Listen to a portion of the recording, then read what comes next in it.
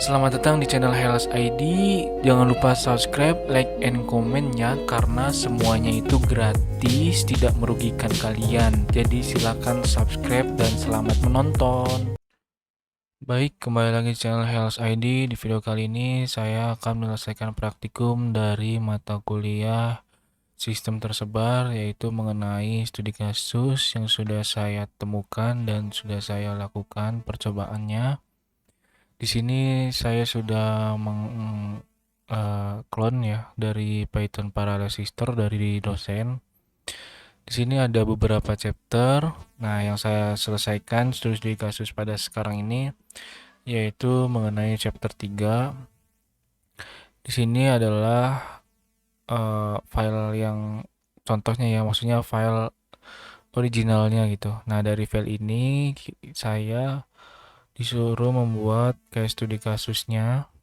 Di sini saya sudah membuat foldernya untuk studi kasusnya. Yang saya selesaikan adalah 9 studi kasus dari file original ini. Langsung aja tanpa berbincang-bincang, langsung aja ke bagian file yang pertama, yaitu studi kasus communicating with PPA. Di sini saya sudah lakukan ada yang namanya import. Saya gedein dulu biar lebih jelas. Nah, di sini import, ini saya pakai dulu aja. Nah, di sini ada fungsi juga untuk fungsi konduktornya, kemudian ada parameter namanya count dan event. Kemudian di sini juga ada dimasukkan parameternya, eventnya. Dan di sini ada print, yaitu dirijen mengirim tanda. Dan ini adalah event, adalah parameter yang diambil oleh for ini. Kemudian ada fungsi lagi yang kedua, yaitu pemain alat musik, yaitu dengan parameter count. Di sini kita menggunakan while true ya. Kemudian di sini adalah variabel event dan metodenya count. Dari sini kita ngambilnya. Nah, di sini ada di sini adalah parameternya count, kemudian ini adalah metodenya range ya. Dan di sini kita ada pemisahan, yaitu jika event sama dengan EO, maka akan menghasilkan print alat musik menerima pemain alat musik berhenti. Nah, kemudian ada print juga dan return untuk pengembaliannya. Di sini ada file mainnya ya. Jadi ada variabel event yang isinya adalah parameter sebagai berikut. Kemudian adalah variabel count 1, count 2 dengan parameter multiprocessing dan metodenya pip. Dan ada variabel proses 1, 2 ya. Dan ini adalah parameter, ini adalah metodenya proses, dan di dalamnya ada parameter juga yang nama target, konduktor, dan ini adalah variabel yang dari sini kita masukkan. Kemudian ya teman-teman bisa lihat saja di sini kita akan menjalankan filenya apakah jadi atau tidak dengan menggunakan py. Di sini disangka teman-teman sudah masuk ke dalam folder praktikumnya dan kita tuliskan nama kasusnya, studi kasus ya, studi kasus with pp. Kita lihat aja di sini ada nggak ya, mana nih, aduh nggak ada lagi. Studi kasus communicating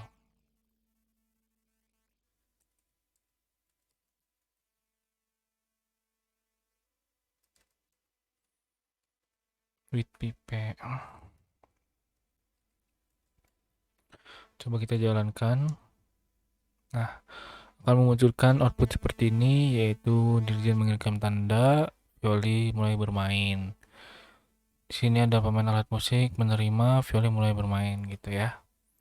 Ini untuk studi kasusnya yang pertama. Kemudian kita akan lakukan studi kasus yang kedua, yaitu mengenai studi kasus communicating with Quick ya. Nah, di sini juga sudah ada yang namanya library ya, yang sudah saya import. Kemudian ini adalah kelasnya, kelas pemilik, dan ini adalah kelas juga. Ini dalamnya adalah function dan diisi dengan beberapa parameter dan metode ya. Di sini ada file untuk rendernya dari file ini. Nah, kita langsung jalanin aja. Namanya itu kue ya. Kita cari kue. Mana kue nih? Kok kagak ada? Aduh, mana tadi tuh? Communicating, ini nih communicating with kue.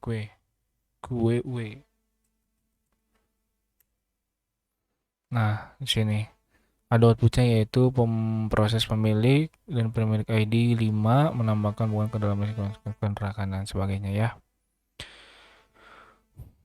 Nah, kemudian sudah ada output seperti ini. Selanjutnya kita akan uji coba studi kasus yang ketiga, yaitu mengenai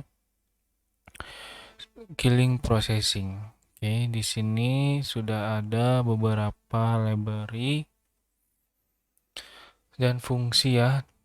Di sini ada fungsi, ini variabel fungsi, kemudian ini ada press dan ini time, kita ngambil dari library dan finish, dan sini adalah function untuk menjalankannya, ada variabel juga, dan kemudian ini adalah method dan ini targetnya.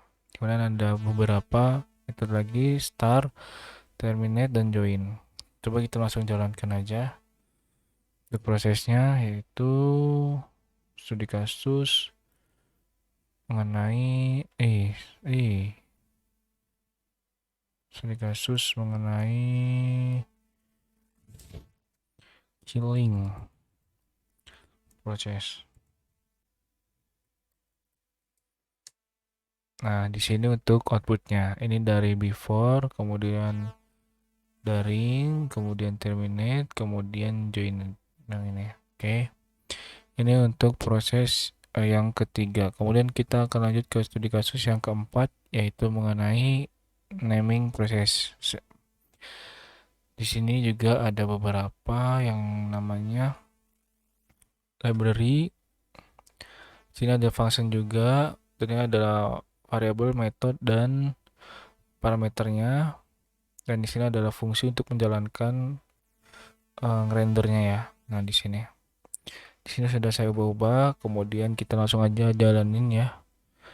Di sini jalanin yaitu mengenai studi kasus naming processing. Kayaknya ada di sini nih. Naming.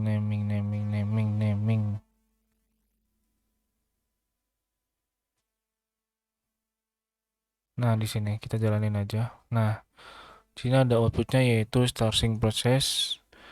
Ini adalah nama penamaan produk, dinamain pada tanggal sekian, kemudian selesai penamaan produk pada jam sekian. Oke, ini adalah untuk studi kasus yang keempat. Kemudian kita akan berpindah ke studi kasus yang kelima, yaitu processing in subclass. Di sini juga sudah ada library, kemudian ini adalah kelas dan parameter. Di sini ada functionnya juga. Yang di dalamnya ada parameter dan pengembalian. Di sini adalah untuk ngerendernya. Jadi kita langsung jalanin aja. Nah, di sini kita akan langsung ngejalanin aja. Berarti studi kasus ya. Studi kasus proses in subclass. Kita cari lagi. Subclass. Mana subclass nih? Processing subclass. Nah, ini. Nah, di sini adalah untuk prosesnya nih. Jadi my process satu produk selesai diinputkan pada tanggal sekian. Oke. Ini untuk output yang bagian kelima. Sekarang kita akan masuk ke studi kasus yang keenam, yaitu mengenai studi kasus press pool. Nah, di sini saya sudah buatkan yaitu beberapa library, kemudian function yang namanya square, parameter data. Di sini adalah beberapa variabel 1 2 3 produknya. Di sini ada RAM, motherboard, dan komputer. Ini adalah bagian rendernya. Jadi ada variable name, kemudian ini adalah mainnya. Jadi di sini ada variabel juga, ini range-nya kita atur menggunakan method list, dan kita dapat variabel pool juga. Di dalamnya adalah multiprocessing, yaitu mengenai parameter, dan ini metodenya. Ini adalah variabel juga sama, ini juga variabel. Aduh. Nah, di sini adalah value randomnya ya. Jadi saya tambahkan agar lebih jelas. Kemudian di sini adalah print selesai. Kemudian kita langsung aja jalanin, yaitu studi kasus proses pool. Kasus proses pool.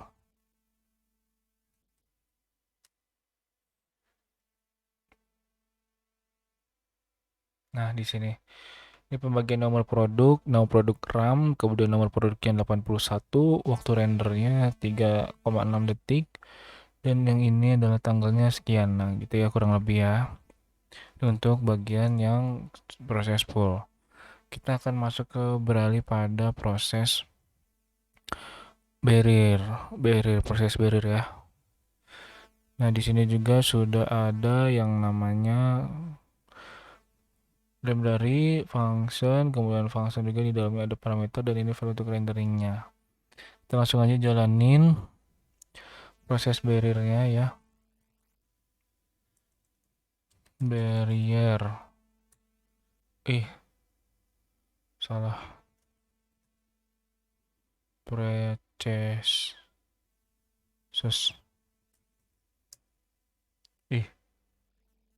Kasus proses barrier. Oh, maaf. Barrier. Nah, kurang lebih seperti ini. Jadi, produk laptop berhasil terjual pada tanggal sekian, jam sekian gitu ya. Kurang lebih seperti itu. Nah, di sini saya juga akan melanjutkan bagian selanjutnya, yaitu mengenai run background process no diamonds. Oke. Nah, kita yang ke 8. Sini ada library juga, ada beberapa function, ada function, kemudian di dalamnya ada parameter, variabel, dan metode. Di sini adalah fungsi untuk ngerendernya, jadi kita langsung jalankan aja. Kita lihat outputnya seperti apa. Run.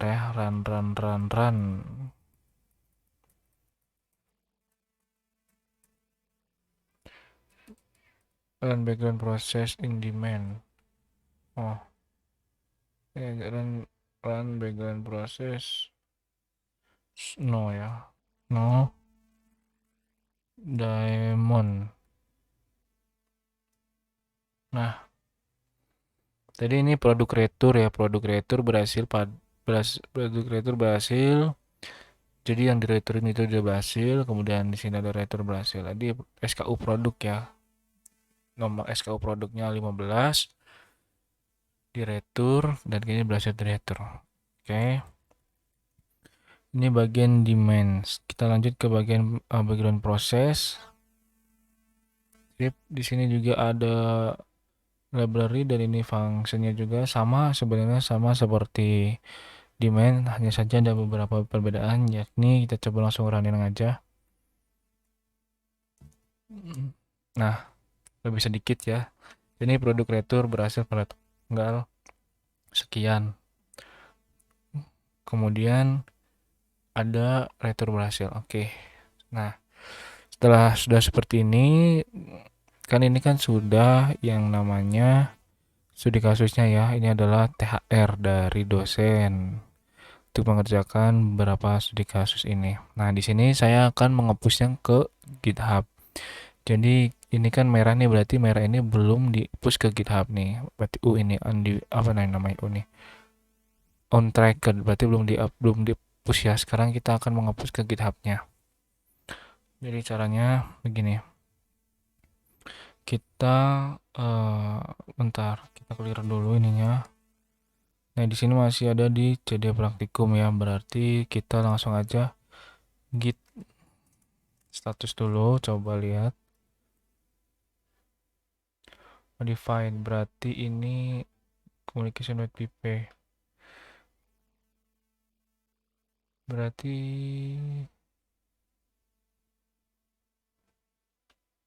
sebentar. Chapter 3 nih. Ini nggak usah kayaknya nih. Ini one PP. Nah, sudah kasih ini kita hapus saja ya, discard change. Oke, nah di sini kita sudah, kemudian kita akan lakukan lagi yaitu mengenai git status. Nah, di sini tidak ada ya, berarti kita turun folder dulu. Chapter 3, oke. Kemudian kita git status lagi. Nah, di sini ada praktikum ya. Di dalam praktikumnya berarti kita akan git add ya, git add.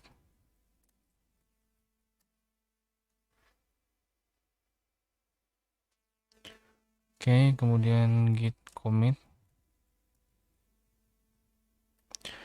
-m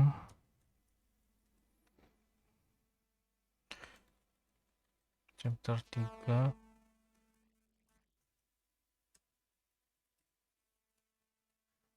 update.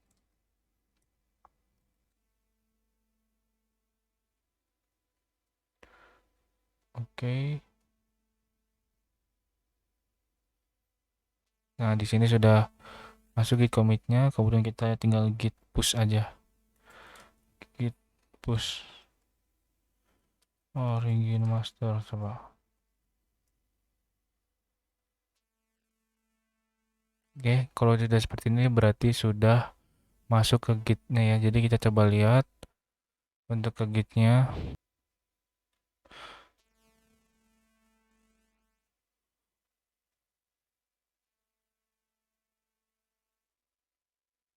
Nah, di sini sudah ada ya praktikum ya. Nah, sudah ada di sini. Kita tinggal pull request aja. New pull request.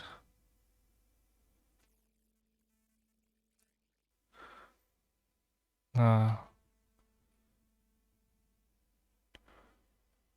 sudah ya. Sudah ada nih di sini nih update chapter 3 nih berarti nih.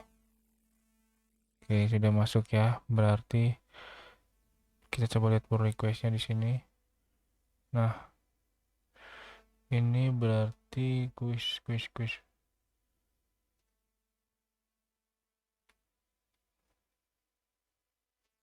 Oh, di sini belum di approve berarti ya sama bapaknya.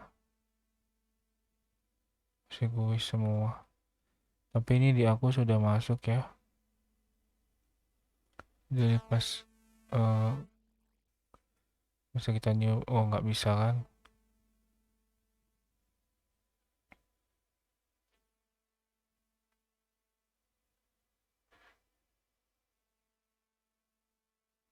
Oh maaf ininya, sudah harus login dulu berarti nih.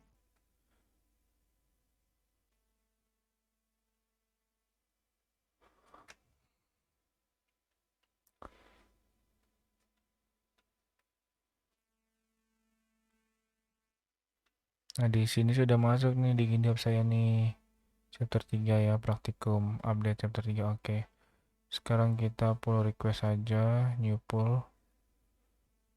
Nah di sini tapi udah view ya.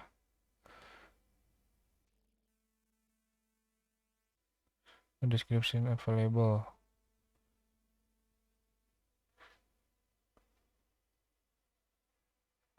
Kuis jadi masuknya ke dalam kuis nih. Kita coba kita lihat view pull requestnya ya. Oke, ini sudah ada nih, ini kuis sister, kemudian ini update chapter 3. Udah ada nih. Coba kita lihat lagi di sini. Mana nih? Nah, di sini ya, kuis sister. Nah, di sini sudah ada nih, tuh kan ada 2. Coba kita lihat punya teman. Dia masih kuis, belum ada chapter 3-nya. Di sini ya. Oke, jadi di sini sudah saya selesai praktikumnya. Kemudian setelah selesai, kita masuk ke GitHub, kita up ke repository dosen tersebut, kita pull request. sudah terselesaikan semua caranya. Untuk source code-nya teman-teman bisa cek di deskripsi aja. Sudah saya sertakan. Terima kasih sudah menonton, selamat mencoba dan terima kasih.